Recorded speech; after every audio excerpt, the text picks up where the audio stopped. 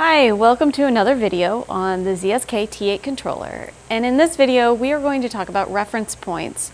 And these points are pantograph points on the machine that we can set, delete, or change. So one of the reasons that I would use this function is to always set a center point in my hoop. Let's say I have a hoop and I'm using the maximum area and I want that absolute center. I can save that as a reference point for my machine to go to. Another reason I might use it is when I'm doing multi-hooping, giving the machine reference points to go to make sure I line up my embroidery properly.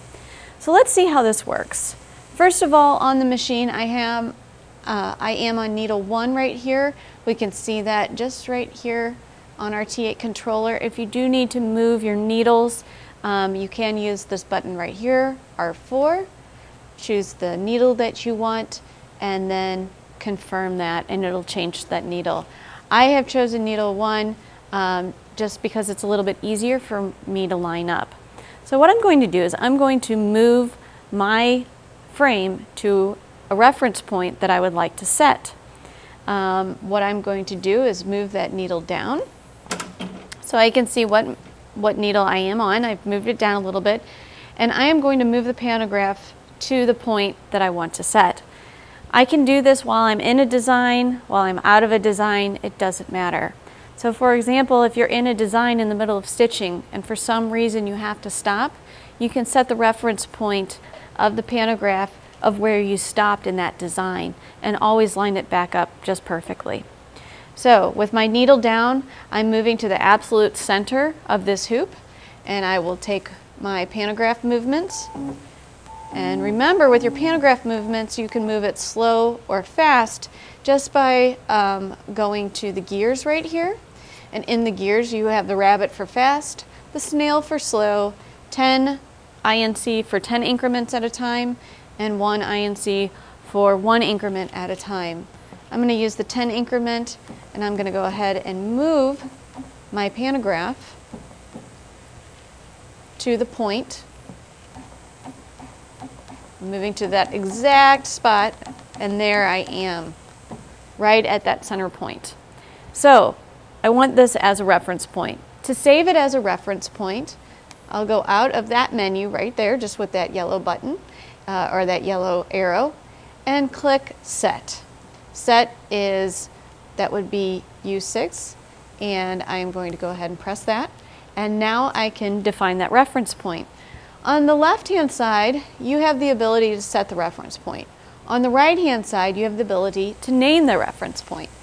So on the right hand side I will press R3 for reference point 1 and I am going to name this with my keyboard center, C-E-N-T-E-R.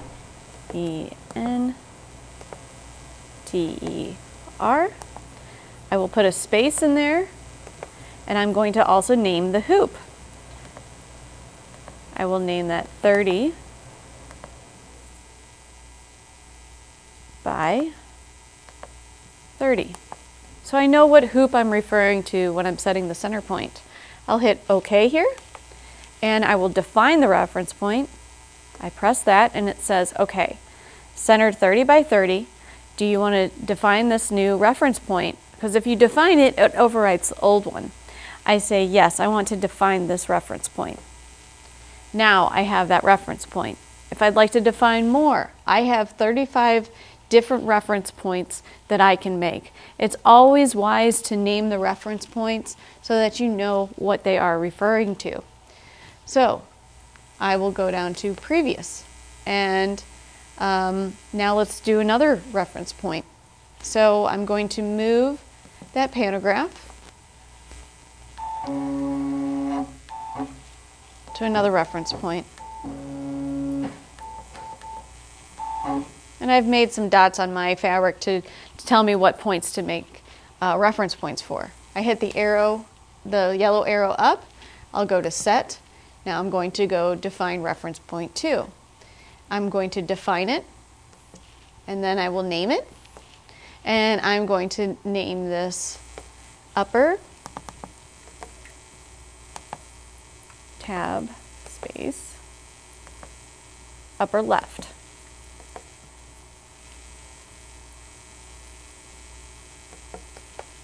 Press OK. And now I have that new reference point. So I'll go ahead and hit previous.